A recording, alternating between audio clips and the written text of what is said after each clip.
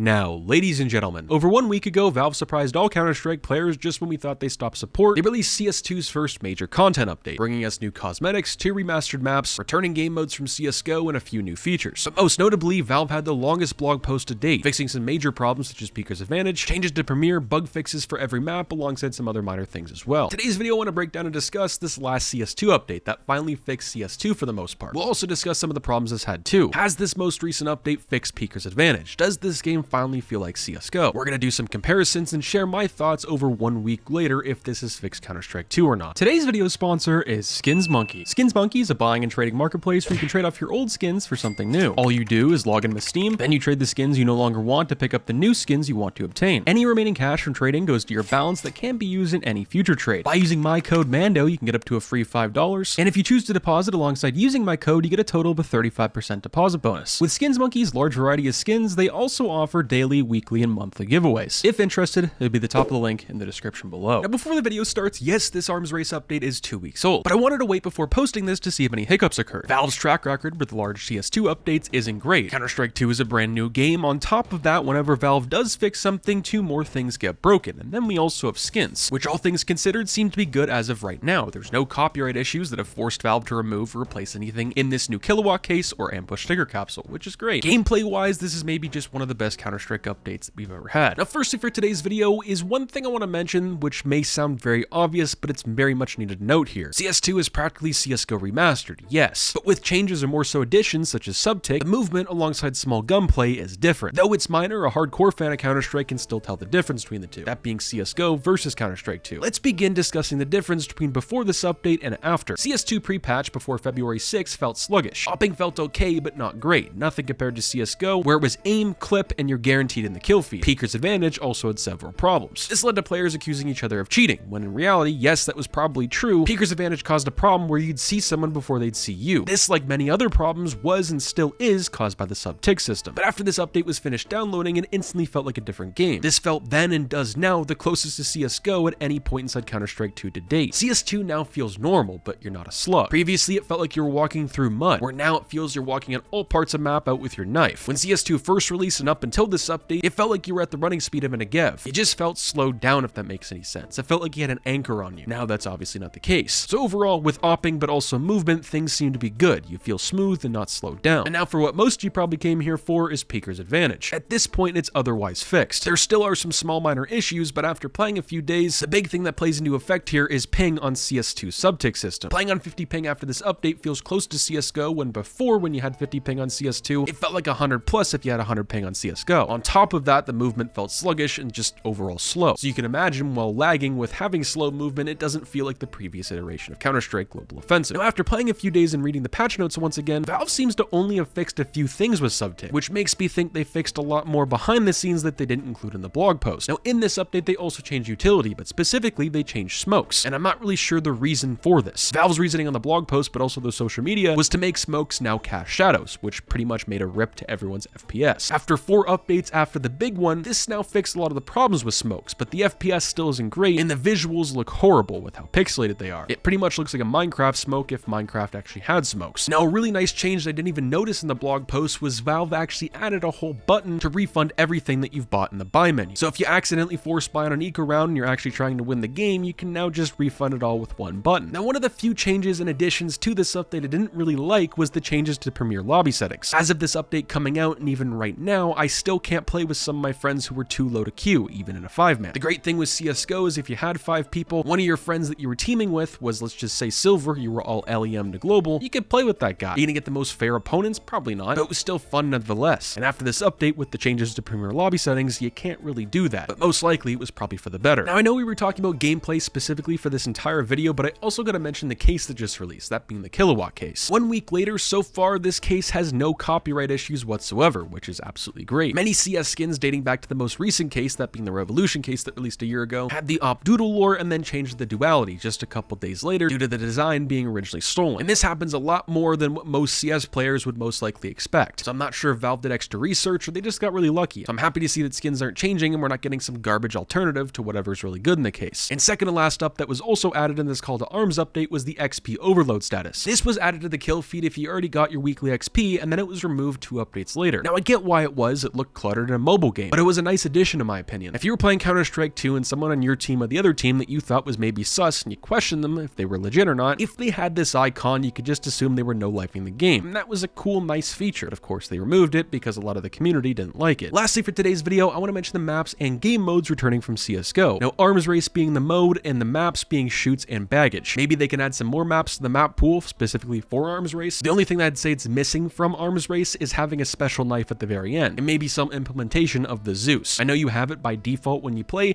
but maybe having it as another weapon they have to add in order for you to win the game would be cool as well. You'd have to get really close to somebody and really maybe come down to the wire. For the knife back in CSGO, you had the gold knife. It was nothing crazy, it was just a skin on your knife, that being the default or whatever one you had. Maybe having the addition of the brand new cookery knife either being see-through, gold, or something you can't get on the community market or throughout the kilowatt case, that'd be pretty cool, but if they're gonna do that, I'm not really sure. Otherwise, the game mode's great, came over to CS2 in a good way as well. And for the maps being shoots and baggage, they're nice, they're okay, but the optimization is piss poor. With these maps just being now added to CS2, it makes me understand just a little bit more of why we haven't received all the maps from CSGO yet inside CS2. Now that pretty much wraps up the Arms Race update and anything talking about it in the future. This was a great addition to Counter-Strike 2 and was very much needed. I'm happy we got it, at least right now. Let me know what you guys think down below. What was your favorite addition or change to this update? I'll catch you guys in the next one. Stay positive, sexy. I'm out, guys. Peace.